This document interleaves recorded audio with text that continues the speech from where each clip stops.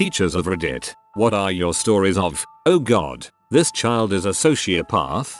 This is kind of tame, but I had a kid who was a big biter. Bit everyone around him, including me and the lead teacher in the room. One day I sat him down and just asked him why. Why do you bite? His response: I like the way arms feel in my mouth. I got a new student in 5th grade who had already been diagnosed with so many things because you can't be a psychopath sociopath till you're an adult for the most part. Odd, her mom had schizophrenia, a whole long list of issues. Def not gonna get the diagnosis in 5th grade, but the stepmom came to the school to warn us about her. Y'all, she was my best student. She stole anything that wasn't nailed down. But my class was so crazy. We already had like 3 EBD diagnoses and the admin just threw the rest of the bad kids in for funsies, that I think she felt like she was with her people. LOL. She got great grades. She never made a peep. Weirdly wholesome. I go to an international school that had lots of different people in it. Kind of irrelevant to the story. Anyways, back in primary school there was this child, let's call him Roman. He was abusive to teachers and other students. In 1st grade he attacked the teacher and had the whole class in one half of the room whilst everyone watched in horror as he rained heck on the teacher's desk. He even peed on it. A couple of years later in 3rd grade he decides he wants to be a prick again. So he picks up a pencil and proceeded to stab 3 students around him and run to the teacher and stab him twice in the waist. Soon after he was expelled. Still wonder where that guy is.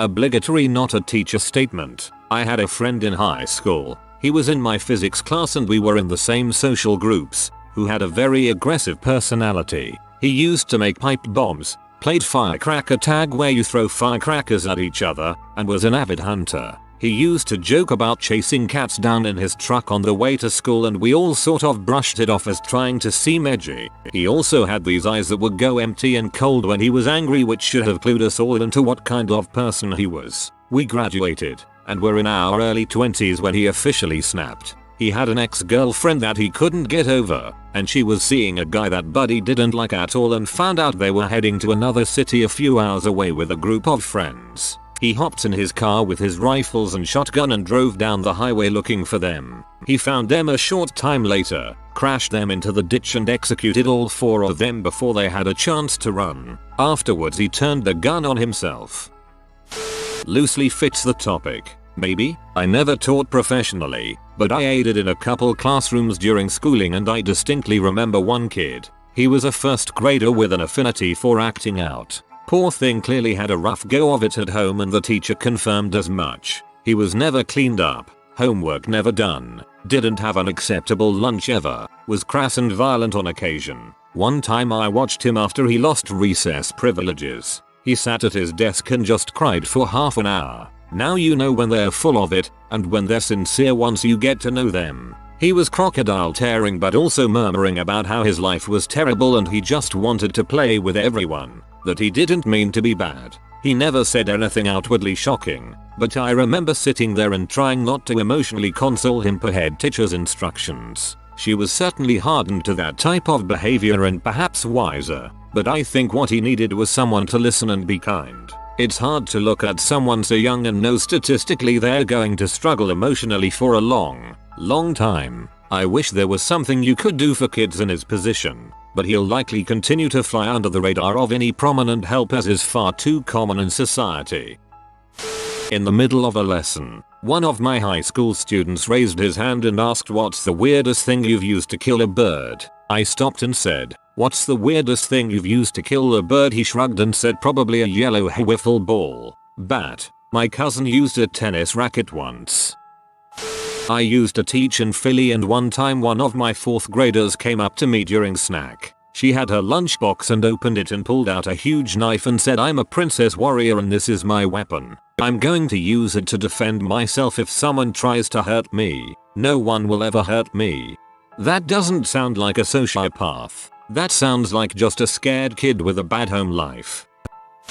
Kid broke his hand punching a wall at his house. The next day, he came to school with a cast on where he spent 99% of his time trying to take it off. Finally, he punched the cooler door in the cafeteria enough times and hard enough that the cast broke into pieces. This kid was 11 at the time.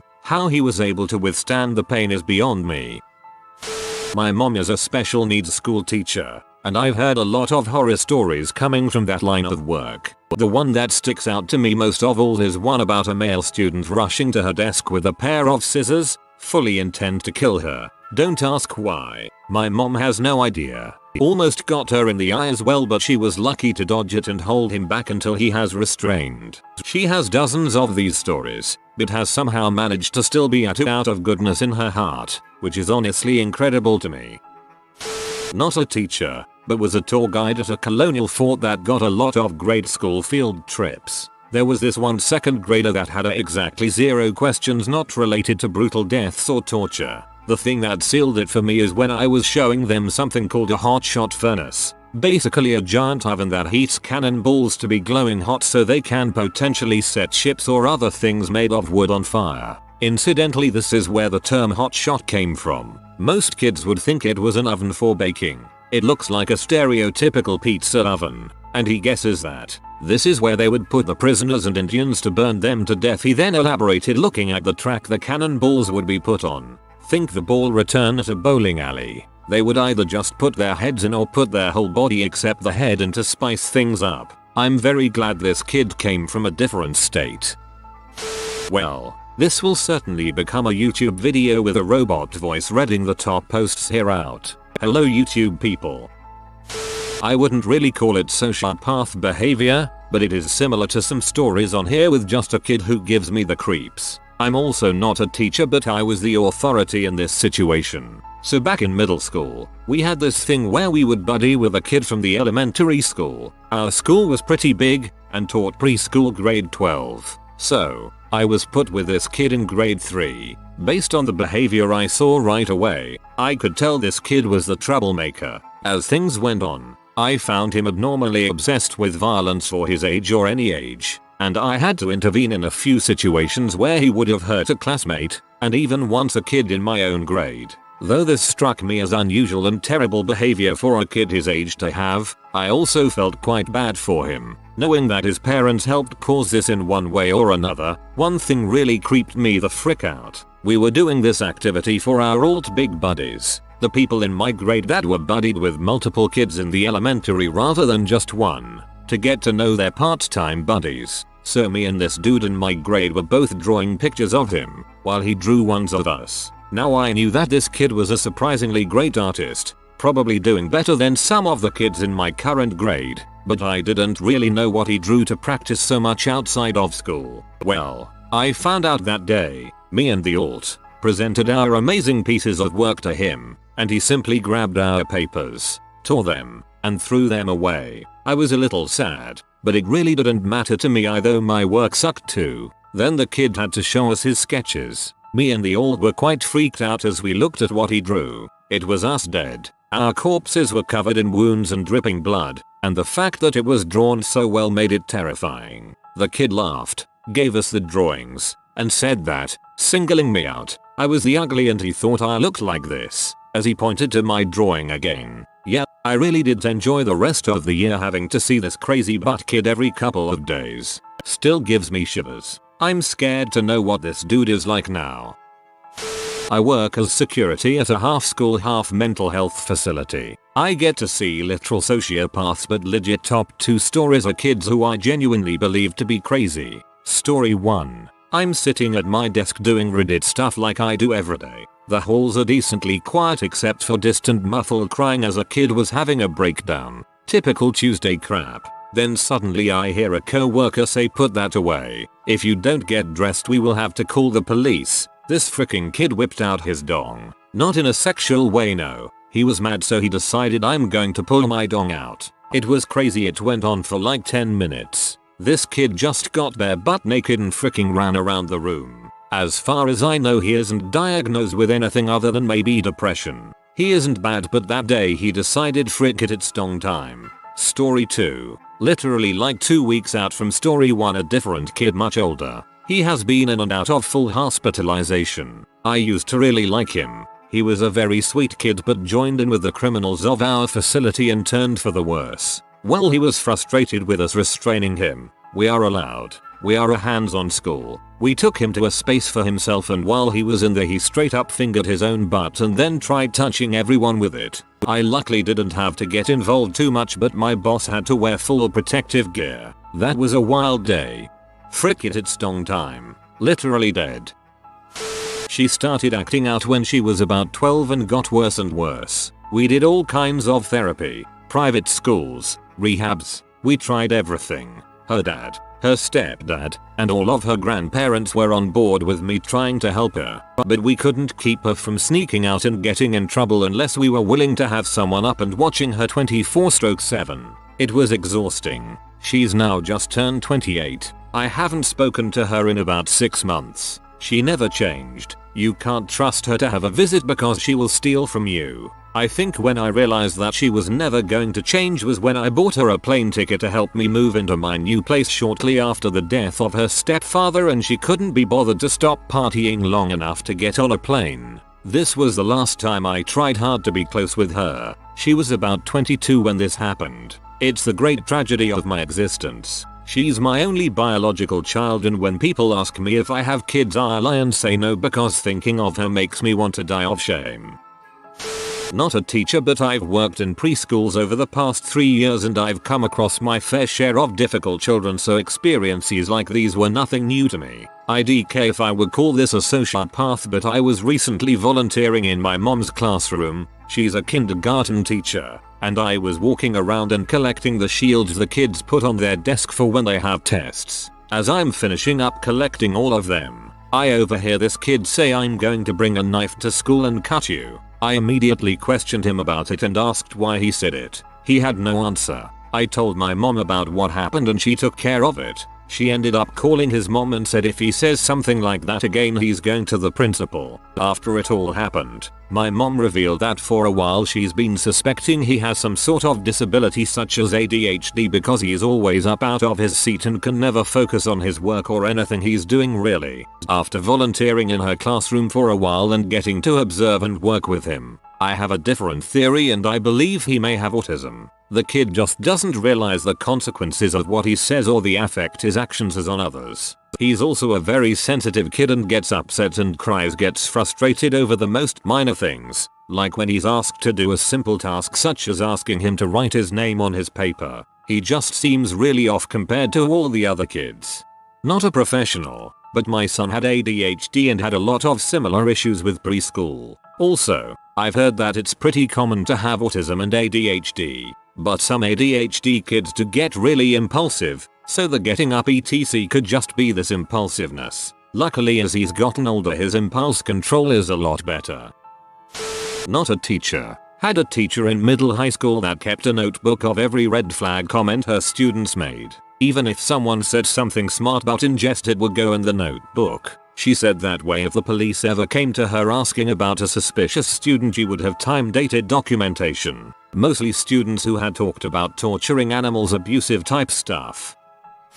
I worked as a floater in a preschool with a kid that would do gun fingers and yell "I kill you" all the time. You had to watch him constantly because he would do really dangerous things to other kids on the playground, like grabbing their ankles and sending them butt over tea kettle on the metal bars. His main teacher tried to talk to the dad about the death threats and the dad blew up and screamed, "I'd like to know who the heck taught him to say that, I mean, okay guy, pretty sure we all know." The school ended up kicking the family out. My favorite part was the butthole dad wore a Jean-Jacques with a Grateful Dead patch on it. Peace, brother.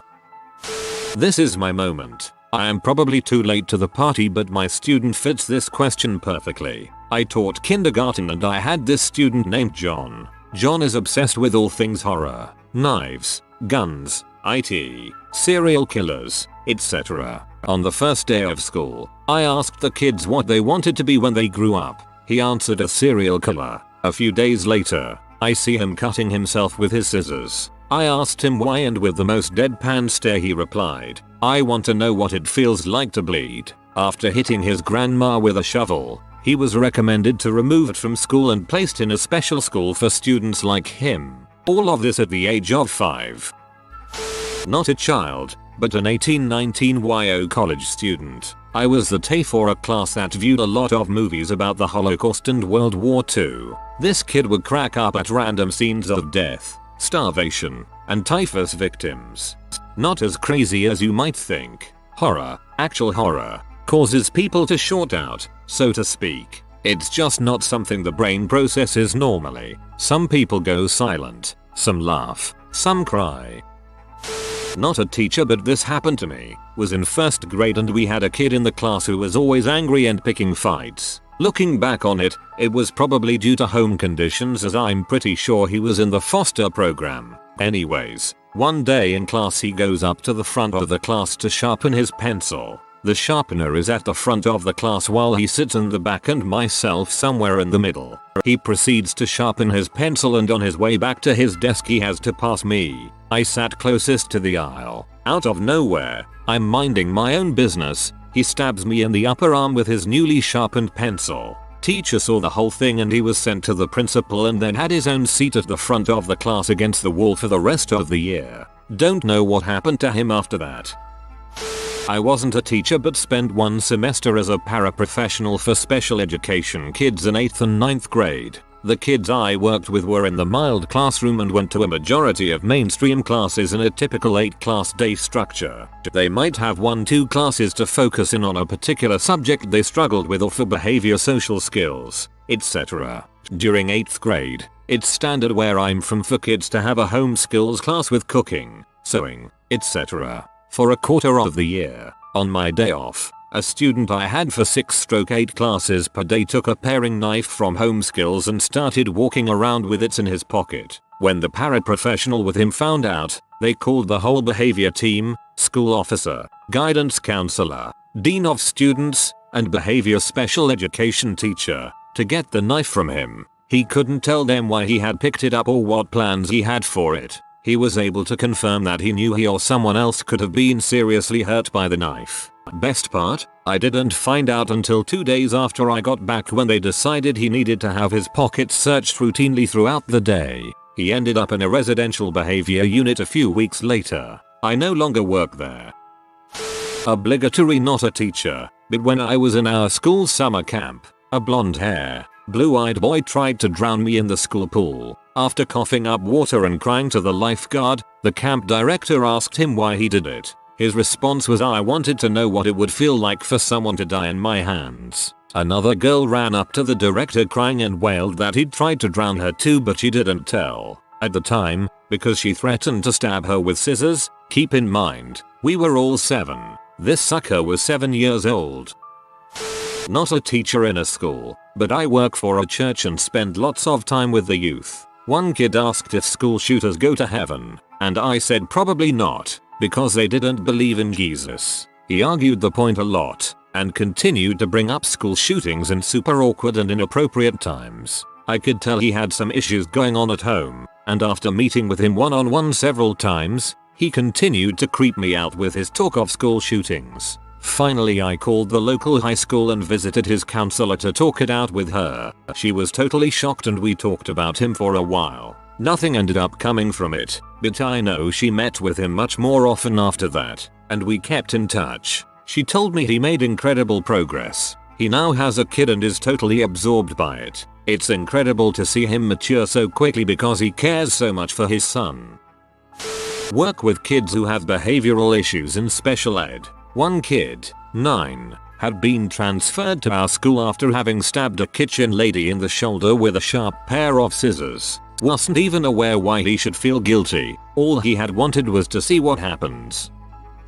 New student came to school every day, was friendly and polite with me, seemed to be fairly intelligent compared to other students. Our school was a day treatment facility, many kids with serious issues. He seemed like he was just misplaced a little bit and would be a reasonably quick transition back to his public school. Then it came out that he was staying at a friend's house for some time. That friend's mother had been murdered and chopped up and put in the trunk of the car parked in the driveway by her daughter and boyfriend. They just hung out and partied and whatnot each night, and he would come to school the next day like everything was normal and there wasn't a decaying chopped up body sitting out front, which they had tried a few times to dispose of but for some reason couldn't. I think they're all out of jail at this point. This was maybe 15 years ago. I was observing a 5th grade math class one day, and while the teacher was distracted, Kid A is talking about killing himself. He is telling multiple kids over and over, while laughing maniacally, that he can't wait to kill himself. He is literally the most cheerful kid in the school in these moments. At some point Kid B hears this and says, "You're gay," to Kid A. Definitely inappropriate, but pretty mild. Kid A responds that B's mom is gay. Not only that, B is a product of incest, lesbian incest, because his mom got raped by his grandma. So Kid B is a lesbian, incest, rape baby. Well, that shut down Kid B real fast, but A wasn't finished. A starts screaming, asking if B wants to hit him. O asked B if he wants to kill him. Will he kill him? At one point he asked B to rip his arm off in disturbing detail. O is screaming in Kid B's face when Kid C gets close, because by now all the kids are rushing over to see what's happening. A pretends as if C pushed him into B. He was not actually pushed.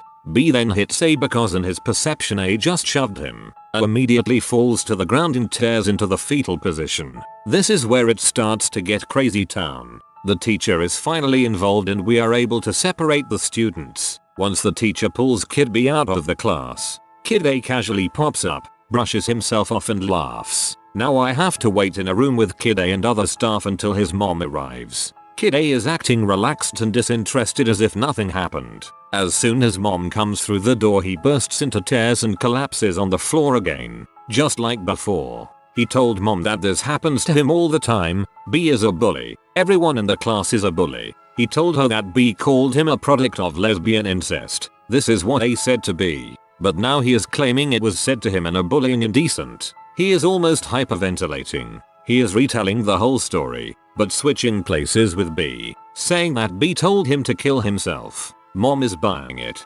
Again, I watched the whole thing and he knows this. When mom steps away to talk to the counselor, his tears dried instantly. He looked right at me and smiled.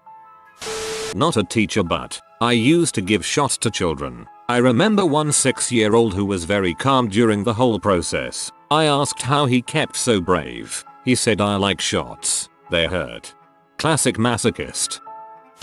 Camp counselor, not a teacher, but I had a 5-year-old that would randomly pull her pants down and start playing with her labia in front of the other kids. One of the many times I told her to stop, she started screaming and told me no one would ever love me. I'm not a teacher, but one of my classmates said this and the teacher called his parents. We were studying Macbeth when he killed the king and the aftermath of it. One of the guys at the front of the class said, "That's not how I would have done it." Stabbed spade blood back at you, giving more evidence and a more traumatic experience. Everyone went silent and stared at him in fear. Could just watch a bunch of true crime or trying to be edgy. This sounds like the kind of crap I would say in high school. Had a student who had this face. We all agreed in the staff room that it was like a scarier version of the Norman Bates smile. Anyway, he was terrifying. He was super manipulative of everyone around him to the point where, when he was ill or ran away, the quiet and sad looking people would perk up so much that it was like they were different people. He had a whole host of issues, but the biggest was his mother. He would up and leave the campus every time something he didn't like was asked of him, which was super against the law. I called his mother to explain this, and she screamed at me down the phone that I had no right to tell her son what to do and he could do anything he liked. We organized an appointment to talk to me face to face. I instead had the police and the head in the room whilst I stayed in the staff room with a nice cup of sencha. My husband's sister works as a teacher for 3rd graders. Last year she was pregnant about 6 months and the trouble kid in her class goes up and whispers, "I'm going to cut that baby out of your stomach and eat it." When I was in 4th grade, there was a kid in my class. Still remember his name was Michelle, pronounced Michelle for some reason. The kid had his dong out in class at least a dozen times a day. He'd pull it out and play with it under his desk. He'd try to stick it in girls' hands when they weren't paying attention. When he was bored, he'd get it hard and bang on his desk with it. I was seriously sick of seeing this kid's dong every day. Teachers did nothing at all about it. Told him to put it away. Never acknowledged he was committing low-grade sexual assaults literally every day. If that kid is not in jail for sex crimes today, I would be very, very surprised.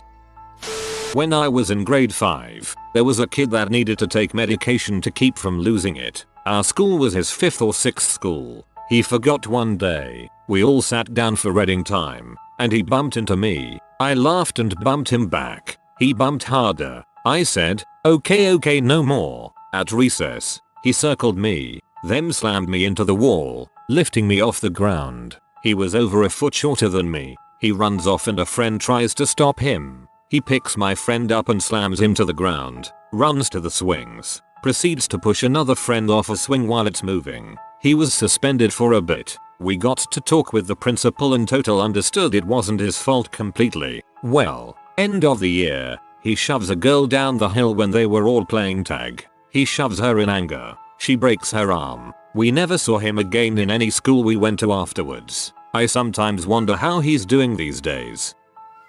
Not any sociopaths, but I work with special needs clients who sometimes become accidentally violent. We visited a place called Sequest where you can enter a room full of parakeets and they land on your body. One bird landed under a client's foot, and between his overstimulation and curiosity, he lowered his leg until the poor thing was crushed to death. I have another client who gets stuck on repeating phrases. One thing he says is, "We don't squeeze animals." When he came in yesterday, he told me he had to bring his kitten to the vet last week because he squeezed her too hard and her back hurt. I'm assuming he broke or sprained her spine somehow. NAT, but I have a relative whose child has always creeped my husband and I out. When he was 5, he bounced a basketball off my face a few times before I got it from him. When he was 6, some of us adults were outside helping a relative take down and cut up a tree in their yard. I was having him help me gather some of the sticks and leaves to keep him away from the more dangerous area of the yard. He grabbed some long pruning shears, the ones that are like 2-3 feet long, and started stabbing the mound of sticks and leaves with it. I asked him what he was doing and he said he wished it was a person he was stabbing. I was shocked but calmly asked why and he looked at me completely blank-faced and said he wanted to know what it felt like to stab a person. I told him we should never want to hurt someone and took the shears away. Told his fam and none cared. When he was 7, we were playing Legos and he started being really aggressive with one of the little people. I asked what he was doing and he said killing it. Then he said he really wanted to kill a person but he only had the Lego people for now. He also has a history of intentionally harming animals. I and my husband have gone to the family over and over and said he needs to be in therapy and they blow it off as normal kid stuff. I work in a behavior unit of a middle school. My students are all emotionally disturbed. Today I got called a maggoty bee and told to frick off. Kid also said he wanted to kill me by stabbing me to death. And then he wanted to hug me because he was sorry. This went on for about 8 hours. The entire day focused on one kid. I'm a teacher. I'm not a psychiatrist. I'm not a therapist. I am exhausted. I heard a 5-year-old girl tell her mom who was noticeably far into the pregnancy that she would kick her down the stairs so her sister would die. She'd also threatened to stab her mom's belly with a pair of scissors. This girl is my age today, 30, and is still an absolute nightmare. Entitled, arrogant, obnoxious, rude etc. Literally just a huge piece of crap. Her sister is 25 and always lived in her shadow and was submissive pretty much all her life. It clearly shows she lacks any kind of confidence and is timid as heck. Kids say wild crap exactly because they've learned that it will get them attention and make them seem special. Some of these kids talking about stabbing or not having feelings are most likely all normal kids who haven't learned to cope with feelings of loneliness or feeling invisible. Then after so long, they keep it up not because they can't empathize but because they internalize that behavior as the only reason people pay attention to them. I wonder what it would taste like if I dismembered you and cooked your intestines for dinner. That's when I realized there's more going on here than a little anger problem. Not a teacher but did some volunteer work at a day camp for kids. Most of them were foster kids who the parents liked to dump at every camp to get them out of the house. 2 girls attached themselves to me but one was insane about it. She was probably like 9. Whenever anyone else talked to me, she would go into a fury like no other, screaming, crying, hitting etc. She'd have to be taken into the bathroom to calm down so she wouldn't injure herself or anyone else. One day another girl was crying and she wouldn't tell me why. Turns out the crazy one threatened her privately, saying she would scoop her eyeballs out and cut out her tongue if she looked or talked to me. Scared the crap out of the other girl. Of course I didn't know this at first, so I'm trying to be all supportive and talking to her, which was just causing her fear. Miss, do you know how to kill someone with a pencil? No, I don't. I do. For my enemies. Who are your enemies? You got a death threat from a 10-year-old LMAO. Same kid explained to the principal in detail when and how they were going to kill them. If you are new to the channel, you can subscribe. I publish new videos every day. Until then, check another video.